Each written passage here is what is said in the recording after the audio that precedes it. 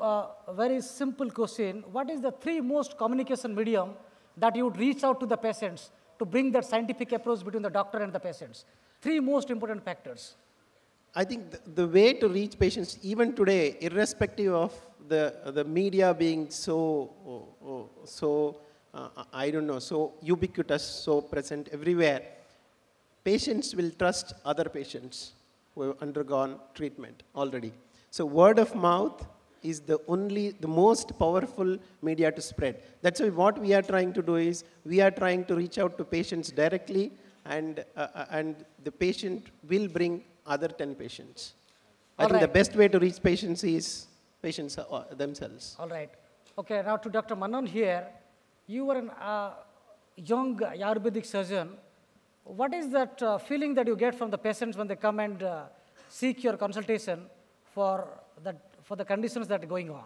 Well, basically in Ayurveda, this is a system which is very unique to Ayurveda, is that we see a patient not as a disease, but as an individual. It's not a diabetic patient. Even if there are 10 diabetic patients, each one of them has a separate prakriti. Each one of them are different. Each one of them has its own constitution. So, for example, if a person comes to me with, say, diabetes, because diabetes seems to be the main subject of this discussion somehow. Suppose a person comes with me with diabetes. So when I look at him, I look at his prakriti, I look at what region he is from, I look at his diet, I look at the entire thing, his entire lifestyle, ahar, vihar, achar, vichar. All four affect your life, all four affect your health. And Ayurveda is not just a preventive medicine, it is as good as a curative medicine as any other. But provided if the doctor knows how to categorize the patient, he will be categorized on an individual basis. Ayurveda treats individuals. So when you categorize the patient as an individual, that is exactly when the patient connects with you. That is what I have noticed. When you categorize him as a disease, you look at him as a disease, you're a diabetic patient, okay, come to me. The person does not trust you. But when you look at him, okay, you come here, you talk to him, you understand his diet, you understand his nature, his prakriti. You can come to know what mental phase he is going through. A Vata person will be more fearsome. A Pitta would be more angry and irritable. A Kapha kind of a person would be more victimized. When you understand people with more depth, the people will automatically connect to you. It's not a matter of time. It's a matter of simplistic categorization and understanding them as they are. Already well said. Let me bring it to Professor Joshi now. Let me take the discussion further to the next level of discussion. What do you think when a patient tells you that Dr. Sahab, मुझे बहुत problem हो रहा है diabetes के लिए. Don't give me some long-term benefit. Please give me something which will cure me and how it is going to help me actually. So he is trying to find out a shortcut method and he is trying to ask you, please give me that solution. My take on this is very simple. In life, there are no shortcuts. Okay, there but are India no runs long on cuts. shortcuts. There are no intermediate cuts. There are no cuts. Okay, we have to be beyond all cuts. You have to tell, see, patients come in desperation, as Dr. Gandhi very rightly said. They come in desperation. They are murdered. You know, first from their spouse, ye mat khao, wo mat khao, ye mat karo, wo mat karo. Then they are suspicious. They are suspicious because, you know, they are thinking, ye mera report hai, wo laboratory wale ne gadbad to nahi kiya hai, ye doctor ka iske saath kuch alliance to nahi hai. So they are suspicious. They are having fear. They are victimized, as you were saying. No, they are like victims. First thing you need to tell them is reassure them. You need to empower them. You need to give them confidence and make them fearless. Now we have two extremes in India, you know. One extreme will say, "Arey, मेरे को cigarette पीने का है, दारू पीने का है, सब करने का है, डॉक्टर साहब दवाई दो और मेरे को ठीक करो." That is one extreme. And if you tell him, don't do this, doctor, you give your medicine and I will go. Okay, we have this type of people. The second group of people which will be there are so fearful that you tell them, they will bring out with a full list, they say, I don't do this, I don't do this, I don't do this, I'm a good boy, I'm a good boy, I'm a good boy. We have minority in both these categories. Most of our patients who come, they need a little care and compassion. They need to get an eye connect with their doctor so that that doctor relates to his problem. And my educator or dietitian also relates to what they need. We don't tell them don't do everything. You can do a little bit of everything, provided you do it appropriately and take appropriate medical advice. I think moderation is the key word. There is no shortcut in medicine at all. Well said. Because well said. we will be decrying our Hippocratic oath if I say, what is Hippocratic oath? Primum nor nocere, which is Latin, which means, first of all, do no harm. And one of the biggest harms we can do is to play to a gallery of a patient and take a shortcut. Okay, let me bring in Dr. Ruby here now. How do you think is the social media can play an important role in connecting the patient and the doctors? Do you think that the social medium like Twitter, then Pinterest, and Facebook, and others can actually bond the patients and the doctors? Yeah, if the doctor's got time. Do- And I think so. Do you get any feedback from the patient from all these? Yes, social I do. I think I'm very media friendly in general. I think and Shashank is smiling. Do you agree with her? very Okay, right. technology savvy. That's why I said, because Okay, I don't alright, think please go he ahead. is. So yeah, I think it's a good forum to be part of, and they do ask a lot of questions, and Google's made life much easier if you are doing the right things. So tweet to Dr. Ruby Tandon whenever you have any issues. There will be much of connect there. Go ahead now. Yes. So I think if you educate them well enough, like Dr. Joshi said, if they know what they're doing, it makes your job easier because they can do all the research and everything But he is doesn't available. agree with you. It's a different matter. Okay, go ahead. Yes. So keep interrupting, so I'm going to keep Okay, right. forgetting. Go ahead. But yeah, I think it's very helpful, and it's technology's made life much easier and harder at the both times. But I like connecting that way, and I do get a lot of feedback. Yeah. Dr. Jumani, my aim is not to embarrass you here, but I must bring this subject over here now. It still keeps coming about the sex education and sex counseling and everything. Do you think the social media, you can counsel the patients, this is what you have to do, you have to post this one, this can bring awareness. I know this is not an appropriate platform to discuss, but still I can't resist asking this question.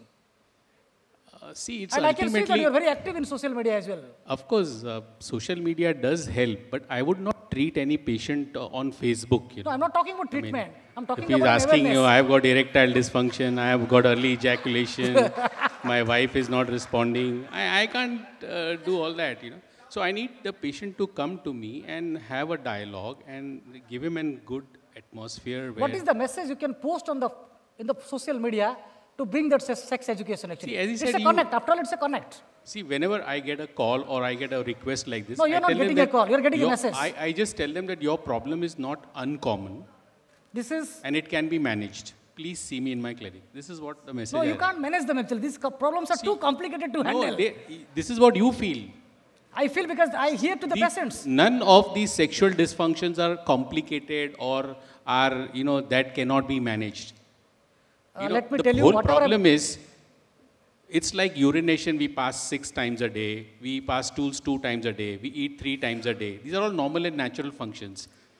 But there is no frequency of sex. We don't follow any normal frequency, and though we call it a normal function, but there's no frequency. Imagine you don't pass urine for 2 days. What will you feel? What will happen to you? I'll have to think about we it. need to have some regular frequencies. Sex is to be used and not abused.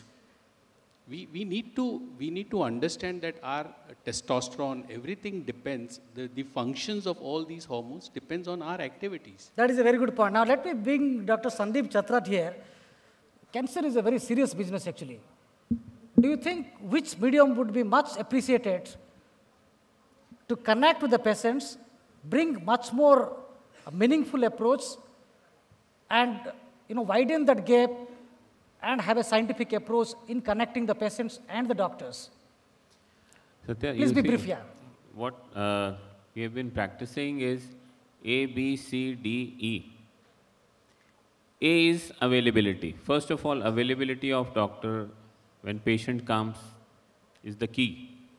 Second is B is the behavior. How doctor interacts, how he maintains that connect with Dr. Joshi was. It happens when he comes. Everything can't be done on Facebook or social media. C is then his competency. But I can see that you're posting a lot of information of Dharmasala activities in Facebook and everywhere. I'll come. That's a very good medium actually. I'll come on that. And I'm talking on fact, this is a very good medium. I know that is, I do agree with you. But first is A, B, C. A is availability of doctor on time at this clinic. B is the behavior of the doctor, how he connects with the patient. C is his competency. D is the education about disease. And E is again the education which you are saying. So for prevention of disease, for spreading awareness, education, that comes in E. It has a very big role, especially in disease like cancer, where prevention is better than cure, more so I would say. As I told you, India has 1 out of 8 patients is a cancer patient. After heart attack, after accidents, heart attack, cancer is the 3rd most deadliest disease causing the maximum mortalities. There are 5 lakh cancer patients which are added in our country every year. So all these things are like social things. People have to know. We are cancer capital for oral cancer in the world. So all these sort of messages have to go in Facebook to spread the awareness, because once we educate people, then only we can expect a change in behavior. But when it comes to treating a disease, treating a cancer patient, educating them what causes what sort of disease. We have been posting about breast cancer awareness, and in that 8 steps of self-examination of breast, how a female can use it so that she can herself self-examine. Okay, now let me bring on social media. Let me bring Professor Dr. Chandrasekar here now. A very important question I'm asking you. As you know, India lives in villages. And the vast populations of the patients are actually from the villages. They can't express. They can't tell the thing what they want to say. Sometimes they bring their parents. Sometimes they bring someone to assist and translate what they wanted to say. With those kind of audience, how do you connect? I think this digital revolution is really bringing India together, actually. Sometimes it's a nuisance. So like one of my pediatrician colleague was saying, so my child has a rash. So okay, you need to bring the child, I need to see the rash. So okay, she takes a photograph of the rash and, doctor, what do you think now? She does not want to bring the child, but WhatsApps the picture of the rash and ask treatment from there. That is one extreme. Another extreme is my patient who is 200 miles away and has a phone, and I ask him, see, I need to see your X-ray to tell you how much it has progressed or how much better it has become. He takes an X-ray there and WhatsApps me the picture, and that is enough. So it saves him 200 miles travel. That means 1 or 2 days of traveling and time and expense and everything. So one way it is bringing or making the treatment cheaper. The other way it is adding to some of our time, and it's a nuisance. All right, let me get a concluding observations from Dr. Manan Gandhi here. What do you have to finally say that since you are sitting here with all the stalwarts from the industry and from these allopathic medicines, do you feel sometimes subdued or sometimes being marginalized, that you are not being given that much of importance to connect that much with the masses, actually, to connect that much with the patients? I'll tell you one thing. It's not on a personal level that I feel subdued. I feel very sorry for this country, firstly. I see China. The amount of popularity that China gives to its own medicine is not funny. I mean, look at Kerala. Look at the amount of tourism that Kerala has. What has it done? Nothing. It's popularized its own USP. Today, in India, if we can teach villagers skill sets of how to make khadi bhandar, and we can set them up and make it all over the country and all over the world, and so that the people get more employment, more money. If this theme is Make in India, why can't we teach the villagers how to make generic Ayurvedic medicines and give them? The entire the point that you had raised of tertiary healthcare would be solved. The unemployment could be solved. People could get more skill sets. More herbs could be there.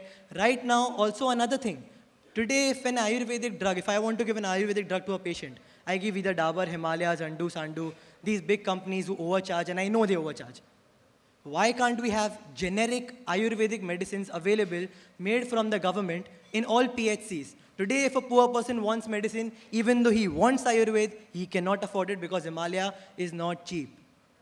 Ayurvedic medicines should be, generic medicine should be made available in all PHCs. Make in India, along with Khadi Bhandar, they should be given skill sets for making Ayurvedic medicine. Quality control should be kept on it. And this is how we market ourselves. Already we are running out of time now. Let me give the final word to Dr. Shashank Joshi. What you have to say about the connect this important connect for the people, of the people, for the patient, of the people, and by the patient. What is the message you want to give? Are you getting what I'm trying to tell? Can you elaborate